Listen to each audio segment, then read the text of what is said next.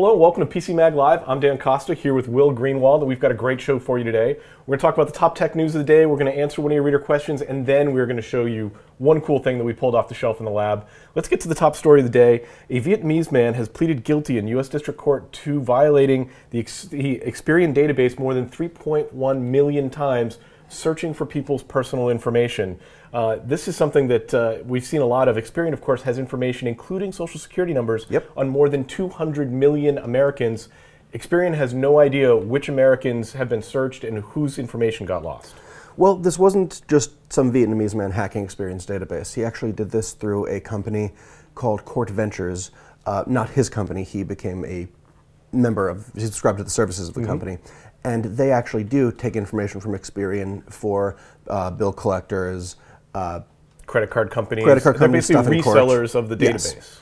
So it's not simply Experian selling the information to just some guy randomly, but it does raise a big question about how secure is our financial information, and maybe do we need something like HIPAA, but for financial records instead of health records. Yeah, because there are currently at least 3 states' attorney generals are looking into this and trying to figure out who's to blame. But the problem is that it's hard to detect who's actually responsible for this.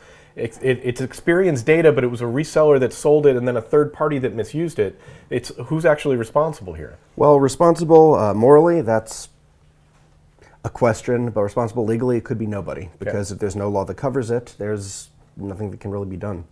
Also in the news today, Google has released new details about Project Ara. Project Ara is its modular cell phone plan. They're trying to build a modular phone that can be upgraded and disassembled and reassembled using its component parts, and that eventually sells for $50. Pretty ambitious plan, great engineering project. You're skeptical that this will ever see the market. It is a great engineering project, but we see these sort of, let's take this very complex technical thing, make it modular and let people just build their own device out of parts, which sounds great for enthusiasts and for engineers and for anyone who wants to learn or is very big into the technology behind it. But as an actual consumer product, it's questionable. For developing markets, it could certainly be an interesting thing. If people can spend like $50 and start their own smartphone, that'd be great. But in America, and be able to upgrade it. So it's that ability to pop out the screen or upgrade the antenna without having to replace all of the parts in the phone. In the US, we change phones and we get a whole new phone and we don't think much about it. But if you're willing to build sustainable technology, it should be a little bit more modular. It should be, but even for notebook computers, upgrading things is trickier than, say, with just a PC where you pull out cards, put in new ones, and even then, if you want to get a new CPU, if it's a few years old, you need to get a new motherboard, which basically means rebuilding it.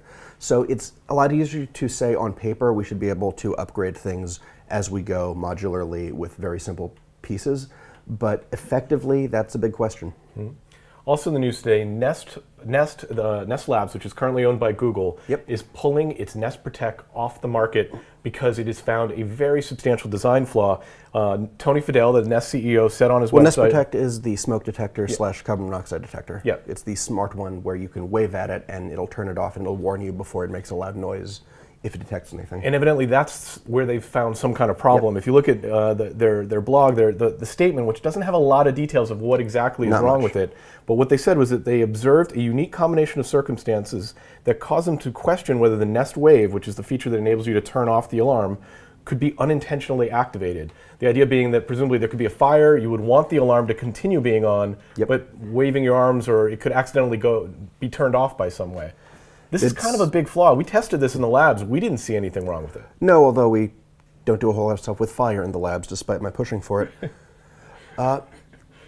It's questionable, but at this point, Nest, they've stopped selling it. They're going to supposedly put out a software update very soon. They're being as responsible as they can be if they indeed found this flaw sort of late in the game, and it's pretty limited.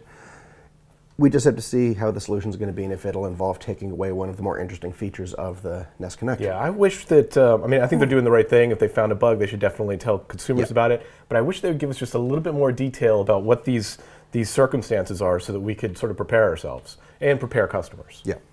Let's move on to a reader question. We get lots of reader questions via email. We get them on Facebook. We get them on Twitter. Our question today is from Blake via email, and he wants to know, should he buy a smart TV or get a set-top box like an Apple TV or a Roku 3? Generally, the answer is yes. But yes, you should get a smart TV. Both.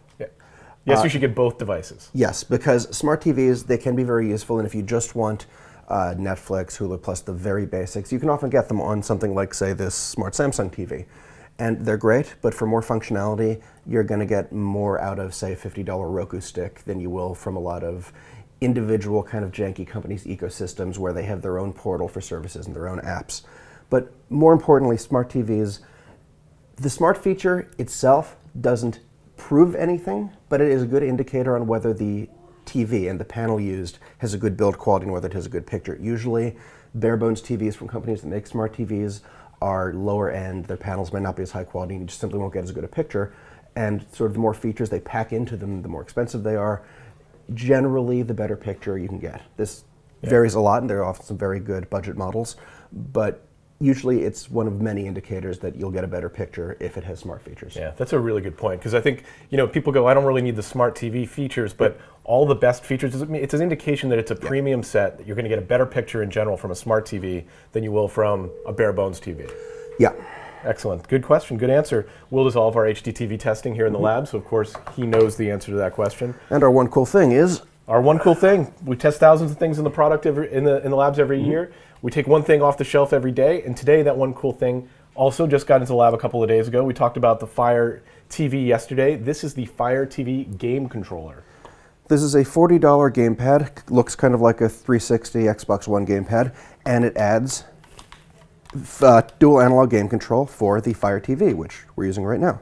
So I saw that this was coming out. I heard that there was gaming on the Fire. I was like, you know what? This is good. What does this do to the Ouya? How does this compare to the Ouya, which we didn't like their controller at all? Well, the controller is $40 on top of the Fire TV's $100, which means it is more expensive than the Ouya. But this does feel a lot better preliminarily. We're going to have a review next week. And it definitely seems to add a more solid experience to, unfortunately, a much more closed ecosystem of the Fire TV. It does run on Android, and there are supposedly some ways to get whatever you want on it. But since you're limited to right now the Amazon gaming library, it's not as huge a library as the Ouya or the NVIDIA Shield or anything that just has stock Android where you can load any APK from Google Play or yourself. But there's a lot of potential here, and it also, as you can see, doubles as a remote control. It comes with a nice Bluetooth remote, but playback controls, face buttons, basically everything you need, so you don't need to switch between the remote and the gamepad, which is neat. Very cool. Will, I assume you're going to play through the weekend in order to do that review? Yep. You can find Will's full review on PCMag.com on Monday morning. Until then, we will see you on Monday with a brand new show.